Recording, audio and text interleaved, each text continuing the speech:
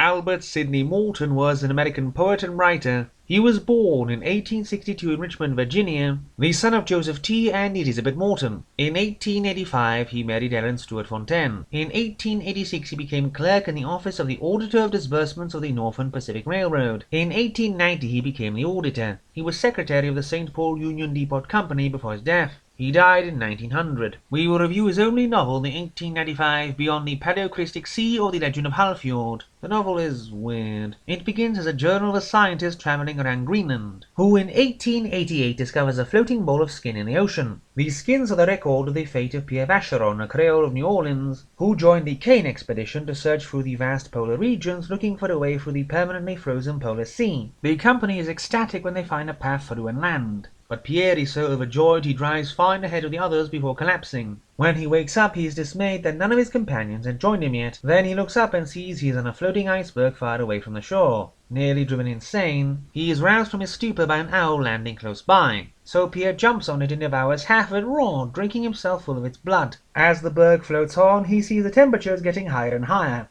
As he laments the shrinkage of his raft, he has to hope it does not give out before it should have a chance to dash him against the line of land on the horizon. Then as he gets nearer and nearer, he sees a city in the distance, but then falls unconscious. He awakes being encircled by men who all speak a gruff language he does not understand. They make him enter the city and seem to bow before him as he does, as does everyone inside. Brought into a temple, he is honored by all the people of Nikiva. He learns in time they think he is their first king Halfjord, returned to them from death as promised, to lead them to their native land and make them a great nation once more. Now he has to accept his new godhood, but cannot do much in this position. He cannot even make the people stop boiling babies born with red hair, as they say they are the spawn of the devil. Nor can he make them understand that without ships there is no way for the 80,000 of them to leave their polar home. He rejects the 12 wives forced on him, but seems overall to not disapprove of the universal polygamy and polyandry freely practiced there, the people being free to separate on good terms when new partners become preferable. But since he hopes to one day return to his wife, he rejects the dozen he accepted accidentally because he did not speak their language. He writes down his record on sealskin, hoping to chuck this into the ocean so it will reach the outside world. But it takes years for him to be able to do so. And he knows that if the promised ships from the outside do not come in the 4 years yet promised, in order to be allowed to throw this message into the sea, that his subjects will boil him alive, as they do for basically every offense. And seeing the last entry was dated 1860 and the writing was found in 1888, well,